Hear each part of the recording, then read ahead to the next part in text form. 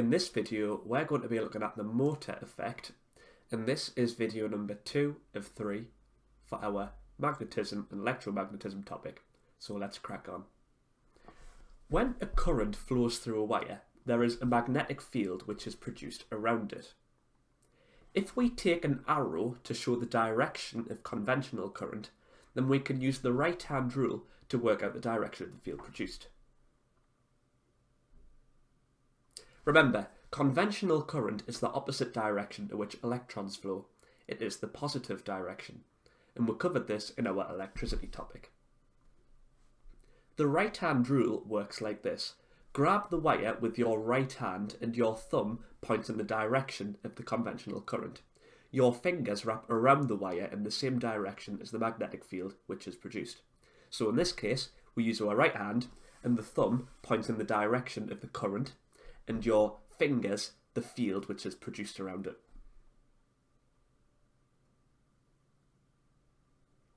The magnetic field produced from this wire depends on two things: the distance from the wire and the current travelling through the wire. The further away from the wire, the lesser the magnetic field. The greater the current, the larger the magnetic field. And it's important to note here that the voltage does not alter the magnetic field produced around a wire. Now let's examine this a little bit further. We can see that this wire has a current travelling from left to right, and a magnetic field going clockwise around it. What would happen if we had two wires right next to each other with currents travelling in opposite directions? Well, the magnetic field in the middle would be double the strength, so we have 2 times the field. Look at the diagram. The space in between the wires has double the field strength going the direction into the page. So if you have a wire at the top going this way, you'll see that the magnetic field goes around like that. And if you had a wire beneath going the opposite direction, the current going in the opposite direction, then you'll see that actually the magnetic fields go the same way in the centre. You'll see that the magnetic fields both go into the page. And if we make this a loop, then we get a very large magnetic field in the centre of the loop. Now there is even more contribution in the field in the same direction, from the left and from the right hand side of the loop. So here in the centre, you're going to have quite a large magnetic field. So if we make this a perfect circle, then we can see that there is a very strong magnetic field in the direction into the page. So in the centre here, you're going to have a very strong magnetic field because all of this part of the wire is contributing to that magnetic field. And just a quick side note, when dealing with magnetic fields, you can indicate the direction of a field quite simply with the use of an arrow pointing left, right, up or down, or even at an angle like this. But when the direction is into or out of the page, then we give them these symbols. A cross with a circle around it is into the page, and a dot with a circle around it is out of the page. And a good way to visualise this is if you think about archery. If you're firing an arrow away from you, you'll see the back end of the arrow is a cross shape. And if someone was firing an arrow towards you, you'll just see the tip of the arrow, you'll just see a little dot. So if you're looking at a page and you see something going away from you, you draw a cross with a circle around it. And if you look at something that's coming towards you, you draw a dot and draw a circle around that. Now, if we make this a perfect circle, then we can see that there is a very strong magnetic field in the direction into the page. And if we take this loop and put lots and lots together, then the magnetic field will be even larger. So here, the direction is into the page, but we are going to draw an arrow here because it's like a 2D drawing. So the centre of this structure has a much larger magnetic field because we're putting lots of these circles together. Now, a coil of wire is a wire looped around many times. This is actually very similar to the structure we've just looked at on the previous slide, except it is just one continuous piece of wire instead of many individual ones. This means a coil of wire has a very strong magnetic field flowing through the centre of it, if there were a current flowing through the wire, of course. Another name for this structure is a solenoid, and you do need to know that for your exam. You can increase the strength of the solenoid by placing an iron core within it.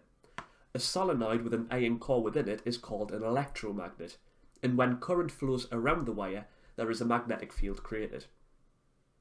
Now, electromagnets are very useful as they can be turned on and off and only be used when required, and this can be used in recycling centres to pick up and drop pieces of magnetic metal as shown here. We can demonstrate that there is a magnetic field produced around a long straight wire with compasses. Place a compass near a wire and the direction of the magnet will change. And remember from the previous video that a compass is actually just a bar magnet which can turn around. So by placing this compass near a current carrying wire, and we will be able to see the magnet change direction, that shows that there is a magnetic field being produced around this wire. You also need to know how to draw magnetic field patterns around a current carrying wire. For a long straight wire, apply the right hand rule. The direction that your thumb points is the direction which the conventional current flows, and your fingers point in the direction of the magnetic field. And you need to know how to draw this, as it may be asked in the exam. Now for solenoids, you can again use the right hand rule, but this time the thumb and fingers mean the opposite thing. Your thumb points in the direction of the field, and your fingers the direction of the conventional current around the coil. Now remember, when drawing a field, the lines are straight and uniform within the solenoid, and then start to deviate away at the edges, as you can see from this diagram here. So again, the right hand rule works for solenoids, but your thumb and your fingers mean the opposite direction. When you're talking about a solenoid, your fingers are the coil of wire, and your thumb is the direction of the magnetic field. Now, if you're following along in your Magnetism and Electromagnetism workbook, pause the video now and complete task number 2. Okay, next we're going to have a look at electromagnetic devices. We are now going to examine 2 types of electromagnetic device: relay circuits and electronic bells. Relay circuits are used to open and close switches in electronics which use high voltages. Opening and closing a regular switch can be dangerous if there is a large voltage associated. Large voltages can cause electrocution and sparking. Now let's have a look at how relay circuits work. So at the top here, we'll have a diagram showing a high voltage circuit. Here we've got a high voltage source, perhaps a generator of some sort. And on the right here, we'll have a high voltage device. For example, floodlights at a football ground. Here we'll have a switch which can be closed to power the high voltage device, but on the switch we've got an iron block. Here we'll have a low voltage circuit which involves an electromagnet. Relay circuits work with a small voltage source which powers an electromagnet. When the switch is off, the electromagnet is not functioning. When the circuit is switched on, that's the low voltage circuit, the electromagnet is now powered and attracts the iron block on the larger switch's arm. This pulls the switch closed and the high voltage device is powered. When the small switch is opened, the electromagnet has no current flowing and turns off, and the main switch swings back open again. The high voltage device is now no longer powered. Next we're going to have a look at electronic bells. An electronic bell works with electromagnets as well. When the current is switched off, the bell's clapper is not touching the bell as the spring holds it in position. So here we'll have the clapper and this spring is pulling it to the right so it's not touching the bell. When the circuit is switched on, the current flows through the electromagnet, so there is a magnetic field produced. The iron block is now attracted to the electromagnet, so the clapper moves and strikes the bell. So when this electromagnet is turned on, this iron block is attracted to it, and that pulls it to the left, and the clapper then strikes the bell. But look, this iron block is now no longer touching the contact. That means the circuit is broken, as the iron block is not touching the contact, so the electromagnet is switched off, and there is no magnetic field. This causes the clapper and iron block to move back as the spring is pulling it in that direction. The circuit is now complete again, and the electromagnet is powered, so it will move to the left and strike the bell once more. As soon as it moves though, the circuit is once again broken, and the spring will pull the arm and clapper back. And this process will continue until the electric bell is switched off. It is important that you know how electric bells and relay circuits work. You may also be given some unseen electromagnetic devices in the exam, and you will need to use your initiative to try and work out how they work. If you're following along in your revision workbook, pause the video now and complete task number 3. Next, we're going to have a look at the motor effect. We know from our previous work on magnetic fields that a wire carrying a current creates its own magnetic field around itself. But what happens when you place a current carrying wire inside another magnetic field? Well, you get the motor effect. The motor effect is where a current carrying wire inside another magnetic field creates a force which acts on both the magnets producing the field and the wire itself. So, remember, if you have a wire carrying a current, it produces its own magnetic field. But what if you put that wire inside an external magnetic field? Well, that's when you get the motor effect. You need to know how to use Fleming's left-hand rule. If the direction which the wire runs in and the external magnetic field are at right angles to each other, then we can use Fleming's left-hand rule to work out the direction of the force on the wire. Okay, so to use Fleming's left-hand rule, you orientate your left hand to point your first finger towards the field, your second finger towards the direction of the current, and your thumb points in the direction of the thrust or the force. And you should say that the force points downwards. So first finger, field, second finger, current, thumb, thrust. But how big is this force? Well, there are 3 factors which contribute to the size of the force on the conductor. These are the length of the wire within the field, the longer the wire, the higher the force, the magnetic field strength, the greater the field strength, the greater the force, and the current flowing through the wire. The greater the current, the greater the force. Now there is an equation which links force to field strength, current, and the length of wire. Don't worry too much about remembering this one, as it is given to you in the exam. However, you do need to be able to use this equation in an exam. And here is the equation. F is equal to Bill. Force is equal to magnetic field strength times current times the length of the wire in the field. Now, remember, this equation is only valid when the force, magnetic field, and wire are perpendicular, or at 90 degrees to each other. Let's have a quick look at a worked example. A magnetic field of strength 0.2 Tesla is present over a wire of length 0.6 meters. The wire is carrying a current of 15 amps. Work out the force on the wire. Okay, so first of all, we're going to write out our equation. F is equal to Bill. In this case, B, or the magnetic field strength, is 0.2 Tesla, so we're going to substitute 0.2 in for B. We're going to sub 15 in for I, and the length of the wire is 0.6 meters, so we're going to write 0.6 here. 0.2 times 15 times 0.6 is 1.8. So the force is 1.8. Now force is measured in newtons, so my final answer is 1.8 newtons. Let's have a look at another worked example. A wire of length 10 meters is present in a space. If we can make a current of 7 amps pass through this wire, what is the field strength we will need to provide to get a force acting on this wire equal to 80 newtons? Well, F is equal to Bill. First of all, write your equation down. Again, we're going to start substituting some values in. So we know that our force that we need is 80 newtons, so we're going to sub in 80 for F. We don't know B, so we're going to keep B in algebraic form. We don't know the magnetic field strength. I, the current, 7 amps, so we're going to put 7 here, and the length is 10 meters. Now 7 times 10 is 70. So now we know that 80 is equal to B times 70.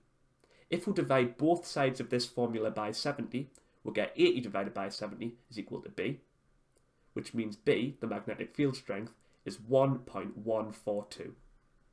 Since magnetic field strength is measured in Tesla, our final answer is 1.142 Tesla. If you're following along in your Magnetism and Electromagnetism workbook, pause the video now and complete task number 4. Okay, next we're going to have a look at the electric motor. An electric motor converts electrical energy into kinetic energy. This is accomplished with the motor effect.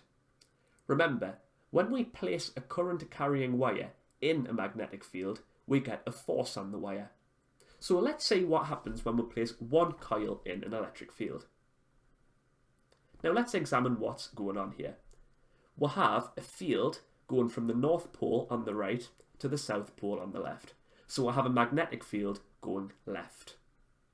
We also have a current travelling into the page on the left and out of the page on the right. Now, using Fleming's left-hand rule, we can see that we'll have a force going in the upwards direction on the left and a force going in the downwards direction on the right. Now this means the left will move up and the right will move down. So you'll get a spinning effect like that. Now, once it's spun to this position, it will look like this. Now surely the momentum of this turning force will push the wire past this stage and it'll keep it going. Or will it? Well, let's assume for a second that it did go all the way around. This would be the resultant setup. Now you can see that on the right we've got a force going upwards and on the left we've got a force going downwards. So the force that now exists will push it back to where it was, where it had turned 90 degrees. It is now pushing in the opposite direction. So how can we keep the motor spinning in one direction and not just rotating one way and then back in the other direction? Well, we can use something called a split ring commutator.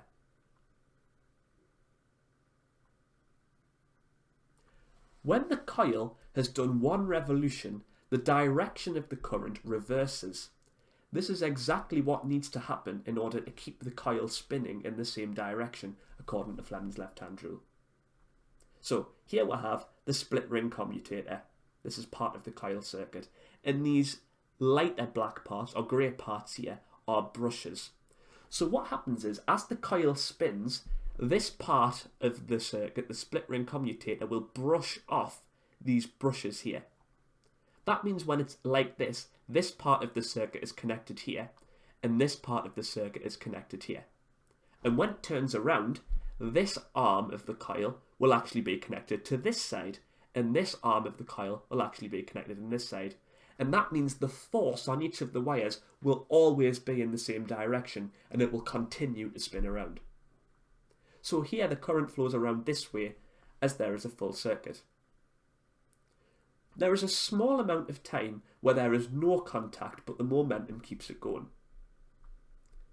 And once a full revolution has been made, the opposite side is now in contact with the positive end. This setup allows the cycle to continue and the motor to continue to rotate in the same direction.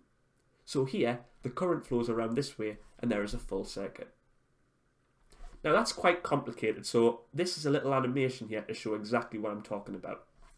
So as you can see, the positive side of the battery is attached to this leg here of the coil. Once it's done a full revolution, it's then attached to the other side, and then the other side, and then if we wait long enough, the other side again. And what that means is it means that the left-hand side of the coil is always touching the positive end, and the right-hand side of the coil is always touching the negative end. And that means you will always have an upwards force on the right and a downwards force on the left, and that keeps this spinning in the same direction. Now, electric motors can be used in multiple applications. They can be used in electric cars and trains. They can be used in automatic doors. They can be used in fans. And they can be used in electric tools. Loudspeakers are devices which use the motor effect to produce sound. Using a coil of wire and a permanent magnet, a loudspeaker moves itself around to produce vibrations which result in sound waves at a given frequency and amplitude. So this setup here shows a sort of cut through of a loudspeaker, a cross section of a loudspeaker. A coil of wire is wrapped around a paper cone. Current at different amplitudes and frequencies is passed through the coil. So here we have a paper cone which extends down like this, and here we have a coil of wire. So if you imagine a cross section, you'll just see the ends of the coil like that. So the coil goes around the loudspeaker like that, okay? When the paper cone vibrates, it pushes the air backwards and forwards to create pressure waves, and this can be heard as sound. When AC current is passed through the coils, it causes the paper cone to vibrate upwards and downwards as the current changes direction. So remember, AC is alternating current. You get a positive current and then a negative current, positive current and then a negative current, and that would mean that the loudspeaker actually moves backwards and forwards repeatedly like that. Now, by adjusting the frequency of that current, you then adjust the frequency of this loudspeaker moving. And if you adjust the frequency of the current to a higher frequency, the loudspeaker will move at a higher frequency. And if you adjust the current to a lower frequency, then the cone will move at a lower frequency. By increasing the current, you generate a higher volume. This is because the amplitude of the vibrations is larger.